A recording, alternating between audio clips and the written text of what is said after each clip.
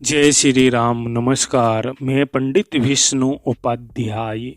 हनुमान चालीसा से हनुमान जी की कृपा किस तरह से प्राप्त करें, तो इसी विषय पर मैं आज आपको जानकारी दूंगा। देखिए, हनुमान जी को प्रश्न करने के साथ साथ आपको प्रभु श्री राम को भी प्रश्न करना है। प्रभु श्री राम अगर आपके ऊपर प्रश्न हो जाते हैं तो साथ में हनुमान जी भी आपके ऊपर प्रश्न हो जाते हैं। तो हनुमान चालीसा का जब भी जाप करे तो सबसे पहले एक माला प्रभु श्री राम की कर लेनी चाहिए। माला तुलसी की हो। देखिए, मंत्र बिल्कुल आसान है। आप राम राम राम इस तरह से भी राम जी की माला का जाप कर सकते हैं। ओम रामाय नमः इस मंत्र का भी जाप कर सकते हैं। रामाय नमः इस मंत्र का भी जाप कर सकते हैं। श्री रामाय नमः इस मंत्र का भी आप जाप कर सकते हैं। ये जाप आपको सबसे पहले एक माला करनी चाहिए और तुलसी की माला सबसे उत्तम होती है। तो इसे जब राम जी प्रश्न होते हैं तो साथ में हनुमान जी भी प्रश्न होते हैं और एक प्रकार से आप राम जी के आगे अरदास लगाए कि हनुमान जी के लिए हम हनुमान चालीसा का इतने दिनों तक का पाठ करेंगे तो उनकी कृपा सौम्य रूप से हमें प्राप्त हो। देखिए, हनुमान जी का जो तेज होता है, जो उनमें बल होता है, हमें इतना सामर्थ्य नहीं है कि हम उनका बल सहन कर पाए। तो राम जी से ये निवेदन करना चाहिए और ताकि वो आए तो सौम्य रूप से आए और सौम्य रूप से उनकी कृपा हमारे ऊपर बने। और यही अरदास आपको हनुमान जी के सामने भी करनी चाहिए कि आप प्रश्न हो तो सौम्य रूप में प्रश्न हो। तो वो सौम्य रूप में आते हैं तो देखिए वो खुशी एक अलग ही होता है। तेज और उनका जो बल होता है वो हम नहीं सहन कर सकते। देखिए, हनुमान चालीसा किस तरह से आप सिद्ध कर सकते हैं जिससे कि हनुमान जी प्रसन्न हो। देखिए, शुक्ल पक्ष का जो शनिवार आता है, शुक्ल पक्ष का जो शनिवार आता है उस दिन से ये साधना प्रारंभ कर सकते हैं आप। इसके अलावा आप कोई अच्छा समय अपने गुरु से पूछकर भी आप ये साधना प्रारंभ कर सकते हैं। लेकिन ये साधना मंगलवार और शनिवार के दिन से ही प्रारंभ होगी। और ये साधना सुबह के समय देखिए आपको एक व्रत करना होगा। जैसे आप शनिवार को ये साधना प्रारंभ करेंगे तो 108 दिनों तक ये साधना चलेगी। तो 108 दिनों के अंदर जितने भी शनिवार आते हैं, इन प्रत्येक शनिवार में आपको व्रत रखना होगा और पूरा दिन व्रत रखना है और रात्रि के 11 बजे या कोई अच्छा समय देखकर आपको ये साधना प्रारंभ करनी है। जैसा कि मैंने आपको कहा कि एक हनुमान जी की कोई ऐसी तस्वीर हो, कोई ऐसी मूर्ति हो जो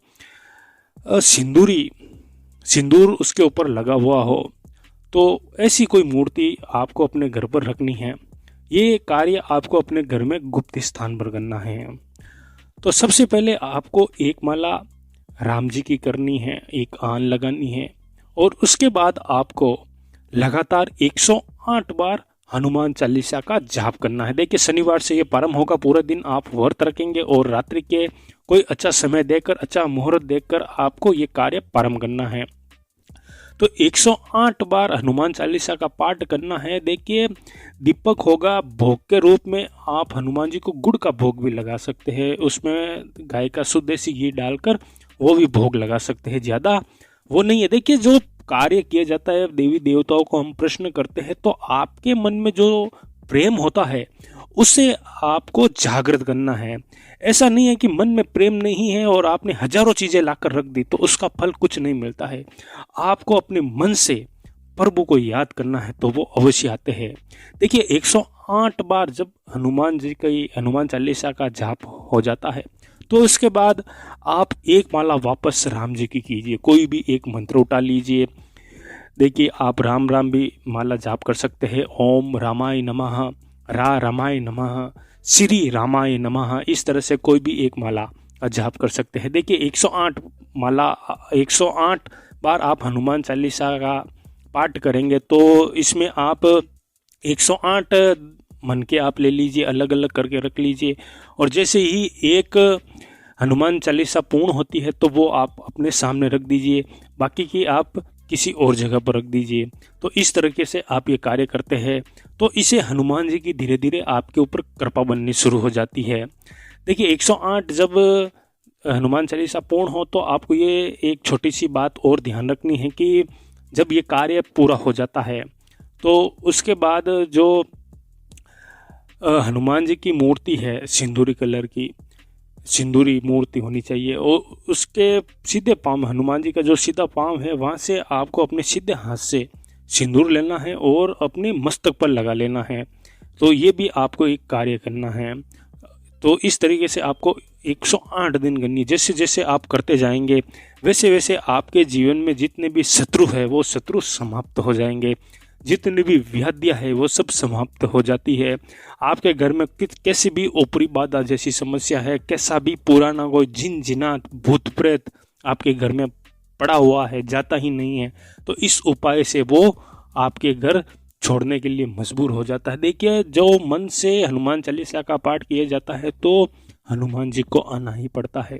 और जब आप सबसे पहले राम जी को याद करते हैं, उनके नाम की एक माला करते हैं, तो हनुमान जी आपके ऊपर और अधिक प्रश्न होते हैं। वो जितना अधिक प्रश्न होंगे आपके लिए उतना ही अच्छा होता है। इस साधना काल में शुद्ध गाय के घी का दीपक चलेगा पूरी साधना काल में। जैसे आप रात्रि को प्रारंभ करते हैं और साधना का जो समय होता है जब तक 108 बार हनुमान चालीसा पूर्ण ना हो जाए तब तक दीपक प्रज्वलित रहना चाहिए। पहले वो दीपक पूरा नहीं होना चाहिए, अगर होता है तो दोष के भागी आप बन जाते हैं। और अगर आपके गुरु है तो आप एक संकल्प भी ले सकते हैं इसका, और संकल्प के माध्यम से भी आप ये कार्य कर सकते हैं। तो बिल्कुल एक आसान सी विधि है कि आपको हर शनिवार 108 बार हनुमान चालीसा का जाप करना है। उससे पहले आपको राम जी की एक माला करनी है, कोई भी एक मंत्र आप उठा ले, और आपकी जो दिशा है वो दिशा पूर्व होगी तो सबसे उत्तम है, नहीं तो आप उत्तरमुखी होकर भी ये साधना कर सकते हैं। आपका जो आसन होगा वो लाल कलर का सबसे उत्तम है, आपके वस्त्र होंगे वो भी लाल कलर के हो वो उत्तम है। और ख़ास तौर पर ये ध्यान रखना है कि आपको ब्रह्मचर्य का पालन करना है। देखिए ब्रह्मचर्य इसमें सबसे महत्वपूर्ण है, और आपको किसी भी प्रकार का तामसिक भोजन ग्रहण नहीं करना है, सात्विक भोजन ग्रहण करना है और ब्रह्मचर्य का पालन करना है। हनुमान जी के जितने भी कार्य उनमें ब्रह्मचर्य बहुत जरूरी है। अगर आप ब्रह्मचर्य का पालन करते रहेंगे और ये साधना आप करते रहेंगे तो इसे हनुमान जी की कृपा आपके ऊपर बनेगी, आपके सारे शत्रु समाप्त हो जाते हैं।